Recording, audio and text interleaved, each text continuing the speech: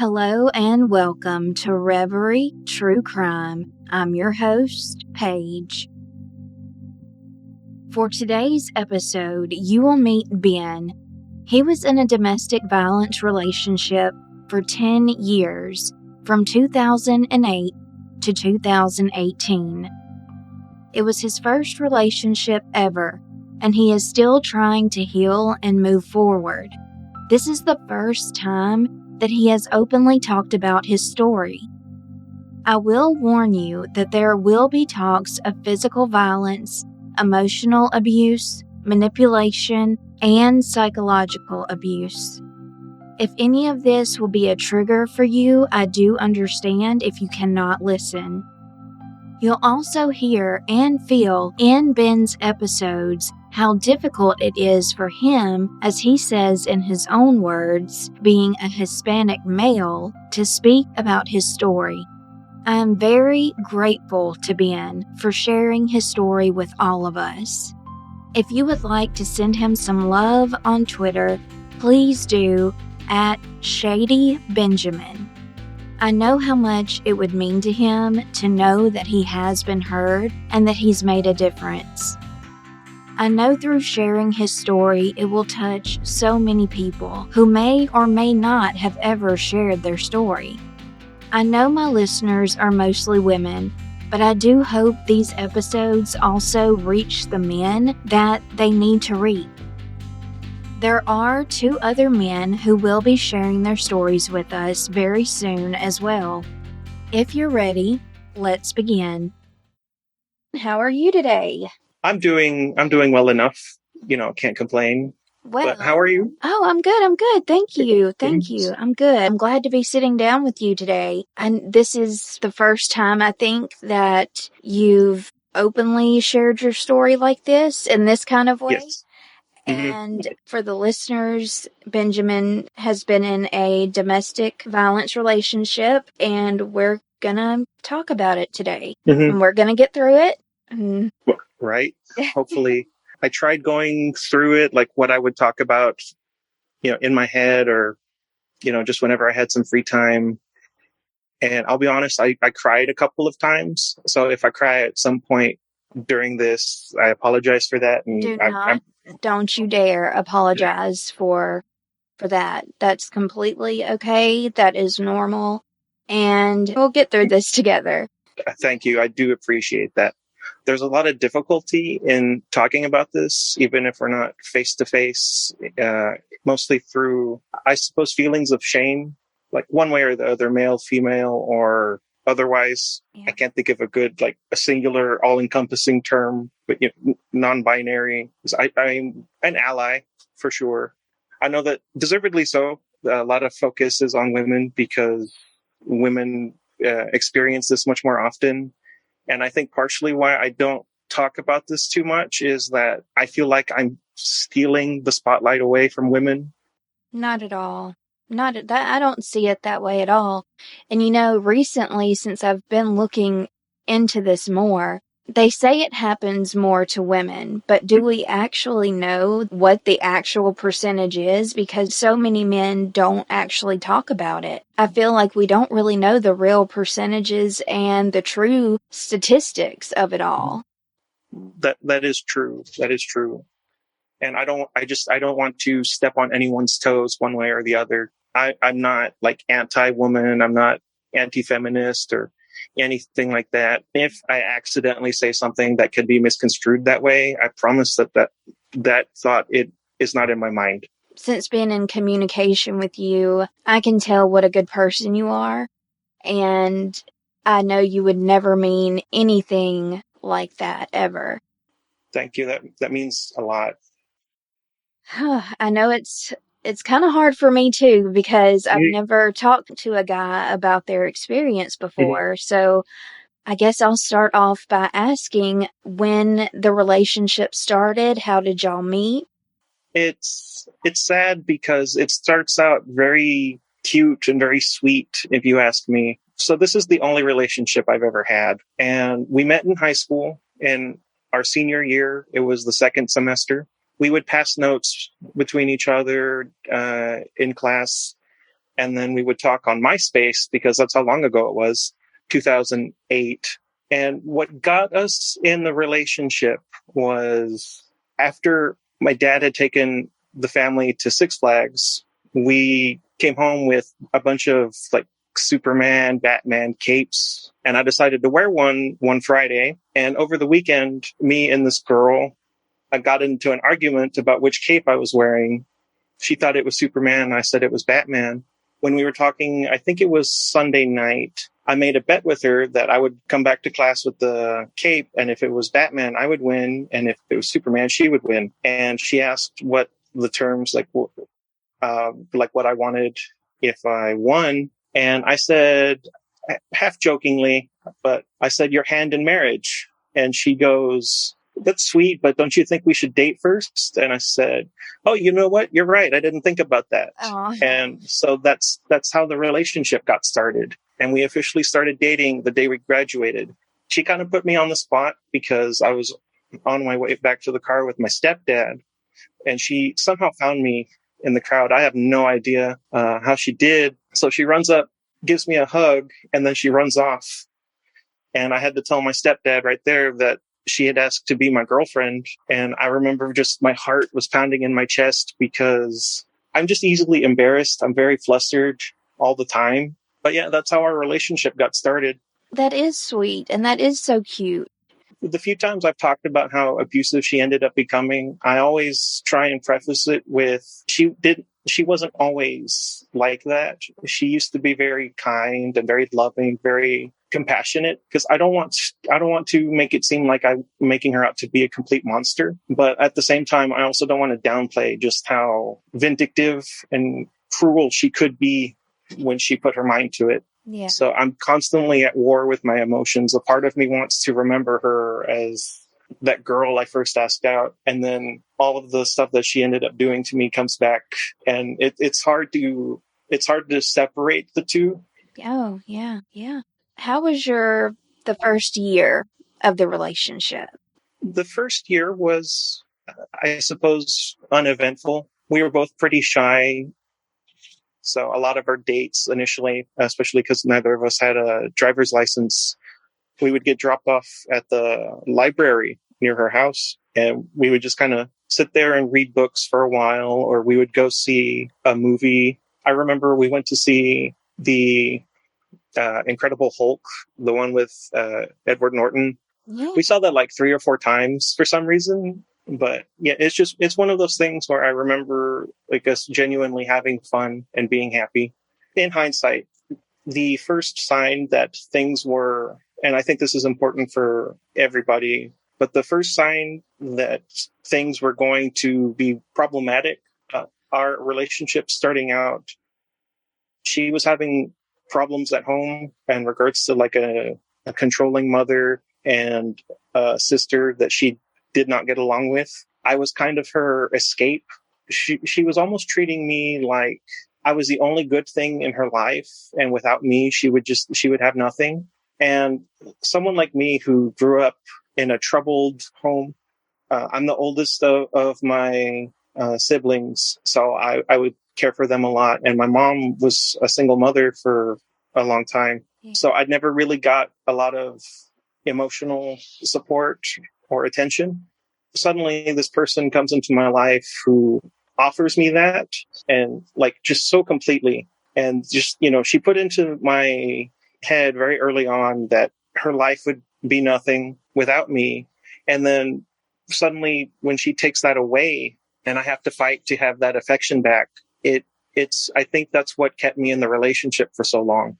Yeah. You know what I mean? Yeah, it's And playing on your emotions, Mhm. and I'm sure you had told her about your past. Yeah, looking back, it sounds like it would be obvious, that kind of emotional manipulation.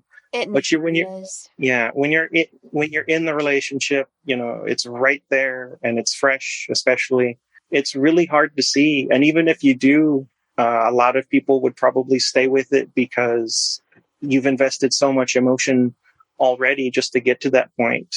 And I know that was a big problem that I had, because at some point she got fed up with me. I could have just walked away, I'm sure it was more out of pride than anything else, but I wanted to stay with her at least until she was okay mentally and emotionally. Somewhat early into our relationship, I know I'm jumping ahead a little bit. Her mother passed away. You know how they say there's just never a good time to break up with somebody. You Yeah. know, it's almost their birthday, it's almost this holiday, their Right. grandparents, their mother, you know, whatever. But it really is a lot like that, where you can't bring yourself to abandon somebody. Admittedly, she did, but she's not me and I'm not her, and we just were not compatible at one point. No matter how hard I tried to be there for her and be with her, if it's not what she wants, it would never work. Right. I want to say it was about 6 to 8 months when the relationship started getting rocky. What I've heard is, and what I have found very true, Mhm. is in abusive relationships, whether it doesn't even have to be physical, just any kind of Yes. abusive relationship. Hmm. People can only put on a show for up to maybe 6 months max. Oh And wow. then, Okay. Hmm. yeah, and I didn't know this until after my past abusive Hmm. relationships, and I would look back on it and I was like, you know what? It's so weird. The Uh-huh. 6 month mark is it holds true to my experiences and what I've heard from others. So Right. I just think it's interesting that you said that, because it's like people try to show you the best side of themselves Hmm. for so long until they just can't Hmm. anymore. It becomes too much work, I guess. Yeah. But yeah, no, I had no idea. That's fascinating. That makes a lot of sense. Now that you told me, I had no clue. But yeah, no, that makes a lot of sense. And I can remember when and why things started to sour around that time, because my family had gone on vacation, and for the first time in a few years, I was able to go because we had someone come to watch the animals. And we're on my space late that night.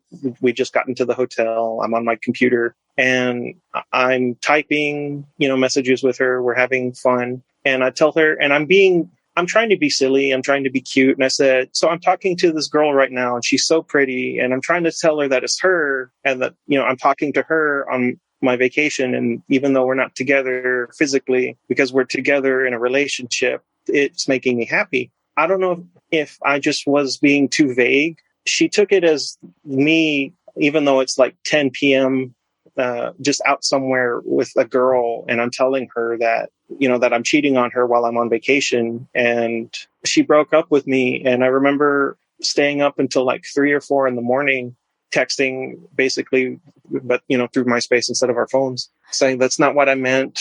I'm sorry. I didn't mean to upset you, things like that. And eventually, like the next day, I convinced her that I was telling the truth, that that's not how I meant it. That's not what I was saying. I know I shouldn't blame myself. Like, I think I'm stupid for when I do things like that, where in retrospect, maybe it wasn't the best thing to do. But at the same time, the way she reacted was also uncalled for. So I try not to blame myself completely, even though in the back of my mind, I do recognize that I was the inciting incident, or I incited the incident to begin with. She escalated in a way that wasn't appropriate. That's when we started having problems, because I suppose she would have just told her friends that that's what happened. But after that, all her friends who I never got to meet would tell her, "Oh, he's cheating on you," or "I just saw him at Eastfield with some girl that he was talking to," and she would tell me just stuff like that all the time. Anyone who knows me knows I wouldn't do something like that. Right. It's hard because you never know if somebody actually told her that, or if Mm, in like many cases she's making it up to see how you will react. that's true. I'd never thought about that, because, like I said, I never actually got to meet her friends. That's kind of eye opening, really. I guess it's just all of the stories that I've done. Uh huh. I just can't help it. I just think of, well, what if her friends, weren't even the ones telling her that? She's just trying to set you up to kind of Hmm. see what your reaction will be. And if you look or sound guilty, Hmm. just these mind games that Right. abusers play. Hmm. Yeah, I've never really thought about it like that. Like, I knew she was emotionally abusive early on, and eventually it would become physical. But for some reason, I never really thought of her as like a manipulator. You know what I mean? Yeah, Like, yeah. even though it's been so long since we broke up, that something like that, it never really crossed my mind. Yeah. And sometimes, things don't hit us for years Hmm. before we really, might have something that comes to mind and we go, oh. It's really true. So, what would she do to herself to get you to either break up with her or to stay with her? It started out with her saying she would kill herself, she would cut herself, like she would threaten them. Depending on her mood, it could either be, if you don't get away from me, I'll kill myself, I'll start cutting myself. Or if you don't come over here and instead of going to work or see your friends or spend time with your family, I'll kill myself or I'll cut myself. Things escalated really quickly, and I could never know what the day would bring because it was very random. It felt like anyway, like whatever mood she was in, whatever she wanted, I would have no clue whatsoever. I would be just completely out of my depth. And then she would go back to being someone fun and affectionate to be with. The ups and downs were just so extreme. I would never know what the right answer was, because if I didn't go see her when she wanted me to go see her, if I did go see her when she didn't want me to go see her, that could have been the right choice. It could have been the wrong choice. If I did what she wanted, it could have been the wrong choice. And I just never knew what to do. How would you navigate that? Like, how would you decide what you should and shouldn't do at that point? That's a great question. I wish I had an actual answer, because a lot of it was just taking it one day at a time, taking it just 1 minute at a time. I had to trust her enough to not do something permanent when I couldn't even trust myself to be with her, because for all I know, that would be the last straw, and she would do something because of me, or at least, she would do something that I would then have to blame myself for, because I blame myself for a lot more stuff than I actually do. That's just kind of how I am. I remember I used to joke that, give me enough time and I'll apologize for there being no air in space. Yep, I relate to that a lot. Yeah. So, but yeah, that was really it, where you had to have enough trust that they would make the best choice for them, and you make the best choice for you, and that they would turn out okay. Because I'm sure there are some people who would have followed through, and you don't know what a person's capable of. Exactly. That's exactly right. And I hate when people threaten that kind of thing Hmm. because then we feel like if they do something to themselves, it's our fault. Hmm. And this one guy used to do that a lot to me. Hmm. And he would say, if you leave me, I'm going to kill myself. And Right. I would just cry Hmm. consistently. And my mom, she was like, number one, I don't think he would do that. But if Right. anything ever did happen, you have to know that's that person's choice. And Yes. you can't do anything about it. You can't Hmm. be unhappy and not live your life. And it sucks. I'm almost 35. And if someone were to threaten that and say, well, if you're not either going to be my friend or you're not going to be with me, then that is still something that is it's Right. traumatizing to It have is. somebody say that. Mhm. It's a lot to put on a person, and you don't know what you're capable of in that situation either. The fact that I gave up so much of my life to try and keep this person alive, even as she was, it seemed, desperately trying to tear me down. People are capable of great evil, but also great good. And I think that's something that gets lost in our day-to-day lives. Like, I went into this relationship with like just a heart full of love and a lot of compassion. And after everything that happened, I came out of it with a heart full of love and a lot of compassion, which, I'm grateful for. I really am. Even if I wish that stuff hadn't happened to me, I'm grateful that I was able to stay true to myself. Yes, that is something to very much be proud of. Mm-hmm. This episode is sponsored by Athletic Greens. With one delicious scoop of AG1, you're absorbing 75 high quality vitamins minerals, whole food source superfoods, probiotics, and adaptogens to help you start your day right. This special blend of ingredients supports your gut health, your nervous system, your immune system, your energy, recovery, focus, and aging. All the things. It's lifestyle friendly, whether you eat keto, paleo, vegan, dairy free, or gluten free. There's less than 1 gram of sugar, no GMOs, no nasty chemicals, or artificial anything while still tasting good. You'll get better sleep, better recovery, better mental clarity, and alertness. To make it easy, Athletic Greens is going to give you a free year of supply of immune-supporting vitamin D and 5 free travel packs with your first purchase at athleticgreens.com/emerging. Again, that is athleticgreens.com/emerging to take ownership over your health and pick up the ultimate daily nutritional insurance. So how long did this go on for? Like her threatening to kill herself or cut herself, or, how long did this go on for? This went on from, I guess, about the 6 month period up until, I want to say, until about 2015, to jump ahead a little bit. So we, quote unquote, broke up in 2016, but she would still reach out to me more just out of manipulation than any sort of us wanting to actually be a couple until about late 2018 into 2019, depending on how you want to cut it. My relationship was either 8 years or 10 years long. Wow, that feels way more than that when it's kind of living in hell. It is. It very much is. I feel like it aged me a lot.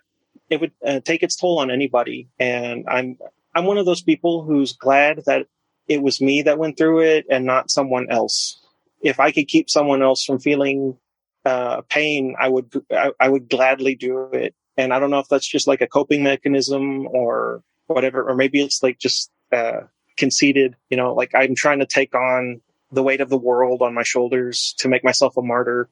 I don't mean it to be that way, but it's hard to describe. But growing up, taking care of my siblings the way that I did, I would try and protect them from life as much as I could whenever things got bad. And I never really grew out of that mentality. Yeah.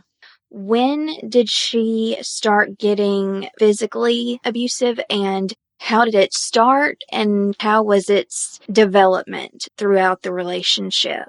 That's a good question. It's a lot to unpack. Like, I know I've been living with it for a long time, but putting it out there is really hard to do. But to kind of set a picture for why it would be difficult to be open and honest about this. So I'm of Hispanic and indigenous descent. I'm dark skinned. I'm 6'2", 250 pounds. And she was 5'10", 150, I'll say, white girl. I feel like back then and even to today, most people, regardless of the facts, would side with her if we go by the public, or if for some reason we went to court for something. There's a bias there against me and for her just by virtue of the size discrepancy and then the fact that I am a brown person. Yes, I definitely hate that. Yeah, I do too. Like I get it. I do. Like I said, women have a hard enough time in these situations being believed, and I never want to seem like I'm trying to take away from that. No, not at all. Mhm. This is a conversation that needs to happen because Right. people don't realize, just because we see articles about women and their stories daily, Mhm. we don't talk about the men. And, Mhm. it just needs to be known that it happens. Correct. And, I did one story. This mom was saying, this girl was a lot shorter than my son. She was skinny. She Mhm. was someone you would never look at and think could be, number one, abusive to anybody, but especially a man that was bigger than her. Mm-hmm. So there's just a lot of stigmas that definitely need to be broken, and we Right. just need to have that conversation. Because the truth be told, our relationship didn't get. So I'm a prude, if I can just say that. So our relationship didn't turn physical until about 3.5, 4 years into the relationship. So we started dating in 2008, and it didn't become physical until 2012. And it was after that that she became physically abusive. I remember that because she would blame me for us not waiting until marriage and taking that as she would try and make it sound like I took advantage of her and that I was just using her for sexual purposes. And I guess the anger she felt with her for that, like however you feel about it personally, I don't judge anybody. In her case, she took it as a bad thing. And instead of taking responsibility or accepting responsibility for her actions the same way I should with mine, she blamed me for it. She took it out on me physically. A lot of it started out pretty small. So the size discrepancy I wanted to bring up because, she is a lot weaker than me, or she was at the time. I imagine she probably still is compared to me. I'm not sure. I haven't seen her in a few years. So she would punch and slap. I can't remember her kicking me or anything, but she would always, I do remember her punching me and slapping me a lot. And no one could really prepare you for something like that. This is someone that you love, you care about them. And then all of a sudden, out of nowhere, they hit you. And the physical pain never really bothered me because I'm a lot tougher than she is. But the lasting mental and emotional damage was my biggest problem. If somebody had told me that was going to happen, I'd be like, what? No, she would never do something like that to me. She loves me. Right. And you just, in the moment, at least for me, it's like I remember I made her really mad the first time she punched me because I laughed, and in my mind, like the absurdity of it, that someone who loved me would hit me in such a way was, I don't know, I couldn't really believe it that it had actually happened. So I laughed. It made her more angry, and she hit me again. I'd hate to say, there was a wake up slap, really. No, she means to hurt me. Right. It was like she was angry that it didn't hurt the first time, so let me Right. hit you again. Wow. And then it really sunk in that this person that I've devoted myself to, that I love with all my heart, wants to cause me pain. From that point, she stopped threatening to cut herself or kill herself. Not completely. I don't want to say stopped. It would happen occasionally, but she was definitely more physically abusive. Like whenever we would go out to the store for whatever, I remember. So I'm a big Star Wars fan, and she hates Star Wars. So, right there, if I had known, we probably wouldn't have dated. But Yeah. yeah, I remember like I love Star Wars. It's something that my mom instilled in me in a young age, Aw. and it's our thing. Like we've been watching every episode of Kenobi together. Just I love my mom. I just want to put that out there real quick.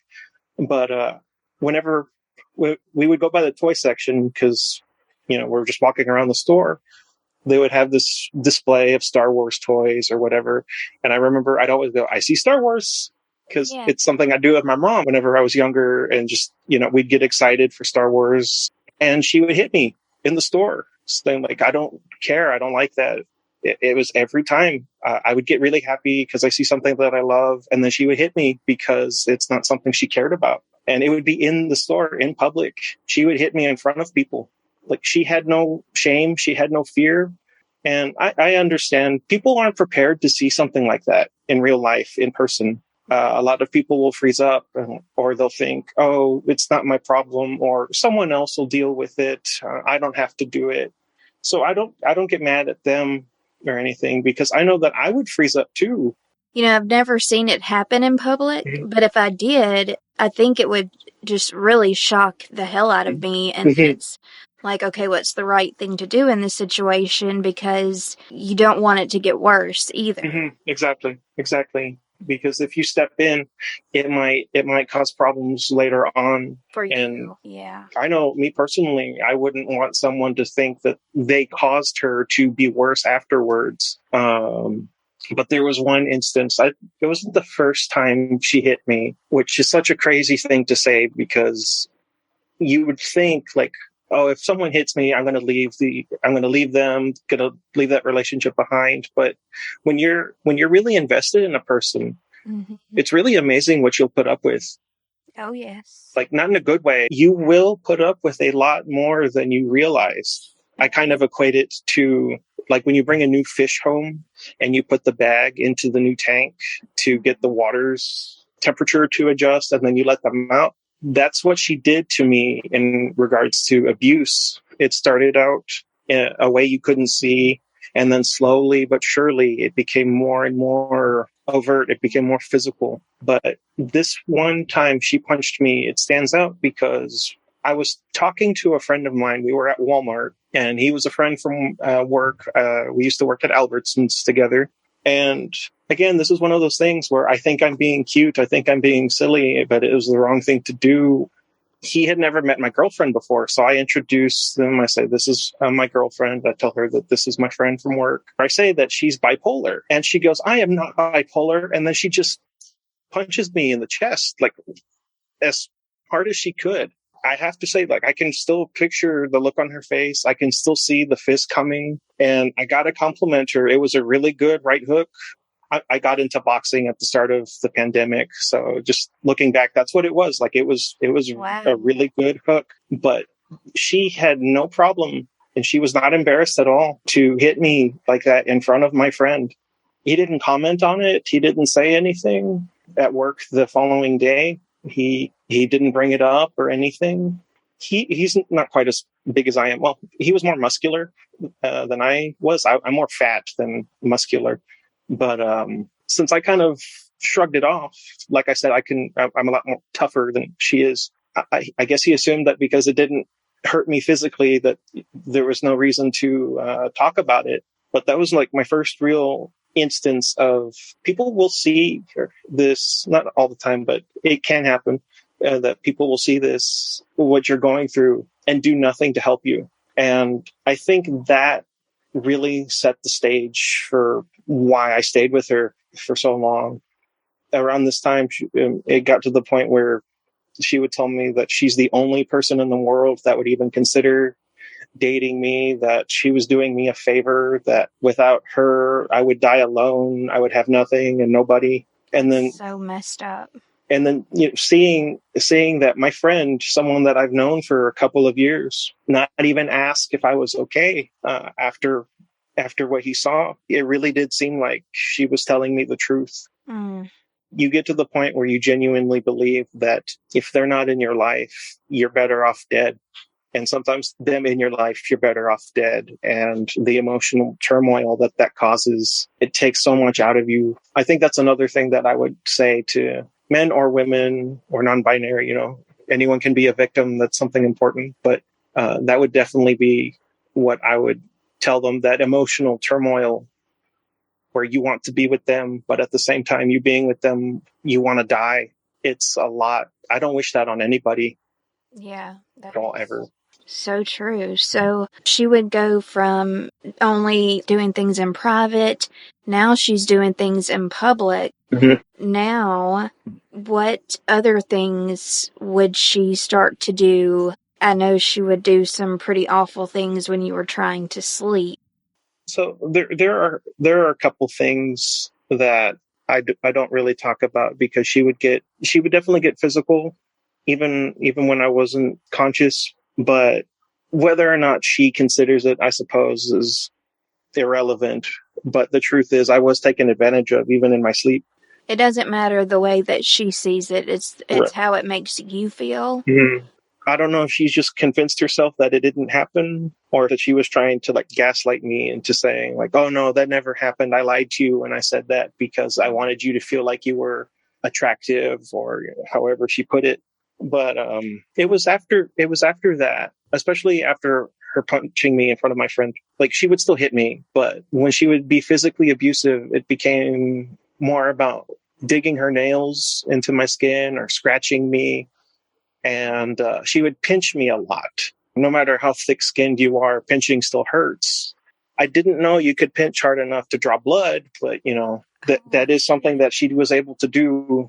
There was a lot of that for sure. You don't expect it, and she would get an actual reaction out of it, so she could feel like she was doing real damage instead of my non-responses to her punches or her slaps.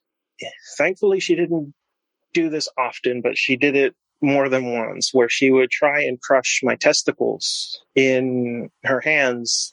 It's like I wasn't in a state of undress, but she would try and cause like ruptures, basically. Oh my God. Um, and she told me, like, my, I was going to say private area, but you know what I'm trying to say. Yes. Yes. Like, it belonged to her, and she could do whatever she want with it. That's so gross. It's just disgusting to do that to someone in an abusive way. It is so gross. Yes, that's something that I try and keep in mind.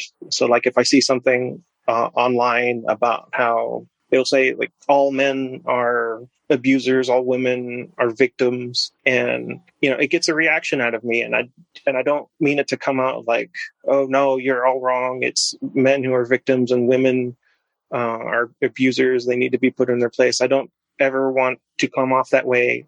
But at the same time, I feel the need to tell them, like, no, that's not healthy. There are other men out there who went through what I went through, or they went through much worse. Yes. And It's definitely not just women. People in general can be mhm, victims of this. I don't like being touched. Like, I never have. Even as a little kid, I had a hard time hugging people. This was the first person that I let into my life, that I let myself be comfortable with. And this is how I was repaid. Yeah. You know what I mean? Yeah. Do you think that the not even liking to be hugged or touched came from your past, from what you experienced when you were little, or was that even before that? I think it was before that, but when I was 12, it's not a lot by any means. And like, the one person I've told before this is only the second time I've ever talked about it. She told me, like, abuse isn't the Olympics. It's not, there's not a tier. Like, however you feel is valid. So I appreciated that. She's a good person. I was getting my hair cut. I would have been 12, in the fifth grade at the very least, I know for sure. The lady who's giving my haircut just really loved my hair. The way she was, like, I don't want to say groping, but that's the best way I can describe it. And she calls over all of the other hairdressers. And so they're all just running their fingers through my hair, and just the way they're touching me. My mom was there. She's the one who took me to get my haircut. She didn't say anything at the time, but when she was telling my stepdad what happened, she said that she was thinking in her head, okay, ladies, he's 12. Yeah, it's very much crossing a line. Mm-hmm. Like, even to today, usually it's like before I'm going to sleep, but sometimes it's just when I'm out and about. I can still feel their hands in my hair. Mm. So I kept my hair short for a really long time. Like, I had almost a military buzz cut for a long time. I told my ex about that. And there was a group of girls in middle school who liked touching me inappropriately. They were all eighth graders. I was in the sixth grade. And kind of like her with her punching me, this group of girls, they didn't take care to not get caught. It was like every day in the cafeteria. So they're rubbing on me and they're touching me, and I couldn't do anything. And I never knew if just no one noticed, or if no one cared. And even if I went to somebody, like, I think to myself, like, because I'm a guy, that oh, well, then why are you complaining? You're a guy, enjoy it, because eventually they're women aren't gonna want to touch you or whatever. And it just, the fact that I was open with her about these things, And she not only used that against me to say that I'm not a man, but the fact that she would do those things to me. So like after we started dating, I grew my hair out a little bit because I felt comfortable for once. And when she became abusive, she tried ripping my hair out. And I remember my mom being like, "Oh, why did you cut your hair? It was so beautiful." Oh, And I couldn't tell her that I didn't want her to think that my ex was a terrible person. I did so much to keep her from looking like a monster. And it took so much out of me. And, and I was so ashamed. I'm so sorry. And, Do you need a minute? You can take as long as you need. I'm so sorry. okay. Oh my goodness. No, don't you dare. Do you want to take a 10 or 15-minute break and then we can start somewhere else? I don't want to do anything that's going to make you uncomfortable or make you like really, really sad. So if there's anything you want to skip over, you can definitely skip over it. Um, I, I think we can take a break real quick just so I can like Yeah. calm down a little bit more. I'm constantly depressed. So these things are things that I'm dealing with. And I think, or as difficult as it is, I think it's important that I actually, I voice it. Like I understand and I apologize not for, this, but like I feel like I'm trauma dumping. No, no, not one bit. So I don't want it to. Not one bit. This is exactly what we're here for. We Mm, want you to be able to say everything, but I just don't want to be the cause of any kind of pain. I appreciate that. And don't worry. No, I'm not at peace with it, obviously, because it still affects me, but I accept the reality. Like this thing that we're talking about is just a heavy subject and it's got to come out. Like my story, anyone's story, I think it's important that it comes out no matter what. It has to be when you're ready. right. And I'm as ready as I'm ever going to be. Yeah. And so thank you for, giving me a chance to talk about this in a way that no one ever has before. Absolutely. I'm trusting you a lot, obviously. Number one, just by agreeing to this, but like going through with it because And I appreciate that. Like, that does mean the world to me. I do not, take that lightly at all. like you said, just earlier about us corresponding through Twitter, I can tell that you genuinely do care. Like on your podcast, I can tell that you do genuinely care about the subject matter, about the victims. Yeah. And I hesitate to say rare because I don't put myself out there that much. So I don't know if it is or isn't, but the way it looks to me from where I am, it feels rare. Like I understand that women have a hard enough time and that's a travesty. And it hurts me a lot when I see that a woman is taking advantage, be the abuser, and then use the goodwill Yep. that people do have. And then, it blows up in their face and then it sets women back as a whole. For sure.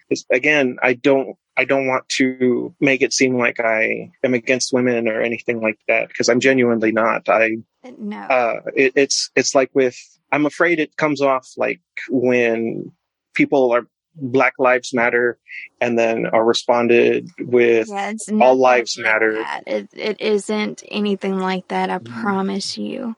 Okay, I that's promise. okay. I want to make sure because I genuinely want to be an advocate, however small, because I don't have much of a following, but I want to be an advocate of sorts for all abuse victims, but I don't want it to be like, oh, well, those don't count because they don't serve my personal philosophy or, whatever. Like the thoughts in my head are just so hard for me to put into words because it's a lot to go through and it's a lot to get out Yeah. and my mouth just can't keep up. Yep. I do the same thing, and I totally get it. And like I said, we'll take a 10 or 15-minute break, and, we can kind of collect ourselves, and I'll see, just a couple of more questions maybe. Okay. And then, because I just feel like I've already put you through a lot. So, I feel better now for sure. okay. I wasn't prepared for it to hit me the way it did. I won't lie. And I think what it was, just a lot of it had to do with the fact that she used all of what I went through before her as another way to attack me emotionally and mentally. Yeah. Because I wasn't a real man anymore in her eyes, the way she put it. And she had been cheating on me for like all of 2013. I definitely want to get into that. Okay. If that's okay with you. Is it Oh, okay? no, that's Maybe we can start there. Yeah, we can. Back. Okay, that would be a good spot so I can kind of collect my thoughts. Yeah. As you all can hear and likely feel, this process is absolutely not easy for Ben. We talked on and off through our few hours together about how he was feeling. I wanted to make sure he wanted to continue, and it was so very important to him to keep going no matter what. We did take a break, and in part 2, we continue the conversation. Thank you so much for listening to the first episode of Ben's story. Don't forget, if you'd like to send your thoughts to Ben, his Twitter is @ShadyBenjamin. I'll link his Twitter in the show notes. Until next time, stay safe and take care.